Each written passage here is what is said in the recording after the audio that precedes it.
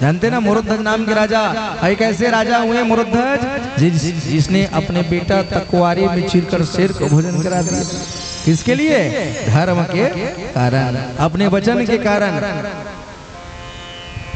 महाभारत युद्ध के समय जब युद्ध समाप्त हुआ तब अर्जुन को बहुत अभिमान था। अर्जुन को क्या अभिमान था कि मेरे से बड़ा कोई भक्त नहीं है, इसलिए भगवान मेरे पास रहते हैं। अर्जुन को बड़ा अभिमान था कि मैं सबसे बड़ा भक्त हूँ। देखो मैंने कहा ना, अभिमान किसी भी चीज का हो जाता है, रूप का, धन का, ज्ञान का, बल का, हा? लेकिन भक्ति का कोई अभिमान करे तो बनेगा कि मेरे से बड़ा कोई भक्त नहीं है। संसार में कितने भक्त हैं कुछ जानता है? हाँ? तो आज अर्जुन को अभिमान हुआ कि मैं बहुत बड़ा भक्त हूँ, मेरे से बड़ा कोई भक्त नहीं है। तो भगवान कहे अर्जुन तू देखना चाहता है कि कैसे कैसे भक्त हैं, तो चलो देखो। कहा भगवान ने क्या किया, यमराज को बुलाए और यमराज को बुला करके भगवान ने क्या बनाया, शेर बनाया। अर्जुन और भगवान ब्राह्मण बनते हैं। कहा अर्जुन से, कहा अर्जुन चुप रहना, एक ऐसे भक्त के यहाँ लेकर के जा रहा हूँ जिसके यहाँ हम परीक्षा लेंगे, और भक्त देखना मेरी एक बात पर मैं जो मांगूंगा वो दे देगा। लेकिन अर्जुन को विश्वास नहीं हुआ। कहे महाराज मेरे जैसा भक्त नहीं हो सकता, आप कहीं भी लेकर जाओ, देखना वो आपका भक्त आपका बात नहीं माने। भगवान कहे चलो ठीक है, जाकर के देखना चाहिए। भगवान उस शेर को लेकर और अर्जुन को लेकर कहाँ आते हैं, यही छत्तीसगढ़, जिस शहर का नाम है आज आरंग। और प्लस रंग, आरा से चीरे, इसलिए क्या नाम पड़ गया, आरंग। आरंग आज मोक्ष नगरी है। सबसे ज्यादा मंदिर पूरे भारत में, पूरे छत्तीसगढ़ में कहाँ है, आरंग में। आरंग एक सभ्यता की नगर है। आज भी आरंग आप लोग जाएंगे तो देखेंगे, आरंग में बहुत छोटे बड़े ऐसे मंदिर हैं जो कलजुरी शासन काल के हैं या छहमसी समय के मंदिर आज भी आरंग में है। जैन धर्म के मंदिर, बौद्ध धर्म के मंदिर और हिंदू धर्म के मंदिर बहुताया मात्रा में आप आरंग में देखने को मिलता है। आरंग मोक्ष की नगरी है। ऐसे आरंग में आज भी जमीन पर से खुदाई हो तो अवशेष बाहर निकलते हैं। कहते हैं वो पूरा शहर ही सभ्यता के ऊपर बसा। अब आरंग कोई छोटा मोटा शहर है, बड़ा शहर नहीं है भैया, छोटा सा शहर है। भाटापारा तो बहुत बड़ा शहर है, भाटापारा से कितना छोटा है आरंग, लेकिन धर्म की दृष्टि से आरंग भारत छत्तीसगढ़ में महत्वपूर्ण स्थान रखता है। ऐसे आरंग शहर के राजा है मुरुध्वज, जिसके एक छोटे से बेटा है जिसका नाम है ताम्रध्वज, और उसकी पत्नी का नाम है कुंदामती रानी। आज 3 परिवार हैं और 3 जने का परिवार सुखपूर्वक आरंग में निवास करता था। और जैसे 3 ब्राह्मण, 2 ब्राह्मण और एक शेर उसके नगर में आया, राजा ने उसका स्वागत किया। राजा और रानी आज भगवान का स्वागत करने के लिए, वो 2 ब्राह्मण कुमारों का स्वागत करने के लिए आज गए हैं। उनको स्वागत कर कर आतिथ्य बुला करके आज अपने घर पर बुलाया। और जैसे अपने घर पर बुलाया तो साधु, भगवान ने कहा, साधु बने थे भगवान ने कहा देखो राजा हम लोग भूखे हैं, हम लोग भूखे हैं, हमको भोजन करना है।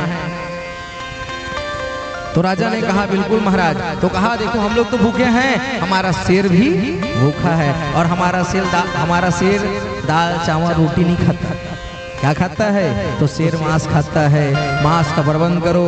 तो राजा धर्म संकट में पड़े हैं, राजा है शाकाहारी, और राजा चाहते तो 2-4 बकरी मरवा सकते थे, लेकिन राजा ने कहा, राजा कहे राजा धर्म संकट में पड़े महाराज, अब ऐसे करने से जीव हत्या होगी, पशुओं को मरवाना पड़ेगा, तो क्या करे? तो ब्राह्मण ने कहा हम ऐसा वैसा भोजन नहीं करेंगे। तो क्या करना है? तुम्हारा एकलौता बेटा है जिसका नाम ताम्रध्वज है, ताम्रध्वज को आरे से चीरो, एक हिस्सा शेर का और एक हिस्सा हमारा। राजा के जब ऐसा कहा तो राजा के पैरों से जमीन खिसक गई। राजा आज विचलित हो गया, एक ही बेटा है और ब्राह्मण क्या कह रहे हैं? उसको मार दो कह रहे हैं। आज राजा धर्म संकट में पड़े हैं, अतिथि आए हैं, अगर अतिथि घर से भूखे जाएंगे तो क्या होगा? पाप लगेगा, अतिथि की मर्यादा का उल्लंघन हो जाएगा। और मैंने अपने पुत्र को मार दिया तो दोबारा पुत्र मिलने वाला नहीं है। आज रानी राजा धर्म संकट में पड़े हैं, क्या करें? क्या करे समझ नहीं आ रहा है। उसी समय ताम्रध्वज जाता है, कहे माँ पिताजी, अरे इतना सोचने की क्या बात है, अपने अपने पुत्र के प्रति सोचने की आवश्यकता नहीं पड़ती। आप पर मुझ पर आप लोगों का अधिकार है, आप जो चाहो वो कर सकते हो। जब ऐसा बालक ने कहा, राजा ने अपने आंसू पोंछा और रानी और राजा ने ताम्रध्वज को बीच आंगन में बैठाया। और जैसे बीच आंगन में बैठाए, बड़ा सा आरा लिए और शीश से कमर सिर से जो है बालक को चीरना प्रारंभ किया। शर्त ये था आंसू नहीं निकलना है। भगवान कहे हैं, राजा ऐसा करते वक्त अगर आंसू निकला तो हम भोजन नहीं करेंगे। आज राजा ने उस बालक को 2 हिस्सों में फाड़ दिया, एक हिस्सा शेर को दिया और एक हिस्सा का भोजन बनाया गया। जब ब्राह्मण अर्जुन भगवान भोजन करने के लिए बैठे तो भगवान ने कहा, राजा 2 थाली क्यों, 5 थाली लगाओ। तो राजा ने कहा, ठीक है महाराज, 5 थाली लगाया। 1 थाली पर रानी, 1 थाली पर राजा और 1 थाली पर भगवान और अर्जुन बैठे। तो भगवान ने कहा, 5 थाली लग गया राजा, भोजन भी आ गया। अब एक काम करो, अपने बेटा को आवाज लगाओ। कहा तो राजा अब रोते रोते कहा, महाराज कैसे बात करते हो, आपने कहा बेटा को मारो तो हमने बेटा को आज फाड़ दिए हैं, शेर को खिला दिए हैं बेटा को, और आप कहते बेटा को बुलाओ, कहां से आए?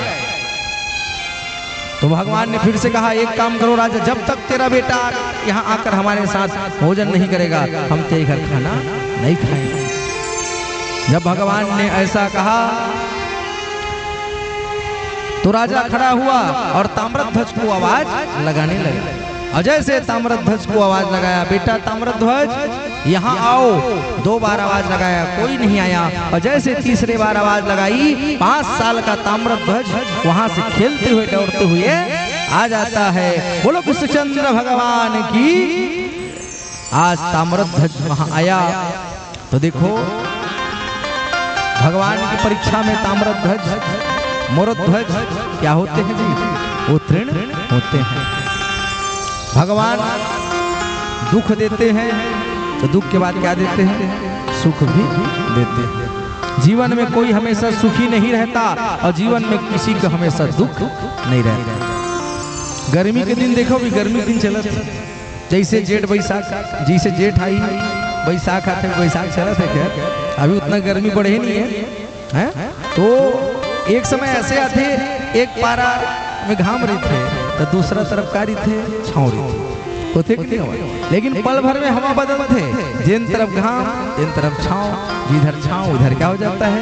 घाम हो जाता है। सुख दुख इसी का नाम है, कभी सुख और कभी दुख। सुख में ज्यादा फूलना नहीं चाहिए और दुख में ज्यादा टूटना नहीं चाहिए। राजा ताम्रध्वज ने आज धर्म का असली परिभाषा बताया, इसीलिए हम कहते हैं क्या? शिव दधीचि हरिचंद्र रे सा, शिव दधीचि हरिचंद्र रे सा, शिव दधीचि हरिचंद्र रे सा, शिव दधीचि हरिचंद्र रे सा, शिव दधीचि हरिचंद्र रे सा, शिव दधीचि हरिचंद्र रे सा, साह धर्म हित कठिन कलेसा, साह धर्म हित कठिन कलेसा। तो राजा शिवी, राजा हरिश्चंद्र, इन सब की कथाओं को हमने श्रवण किए। ऐसे कथा के बीच में हमने आज मोरध्वज प्रसंग को भी सुना।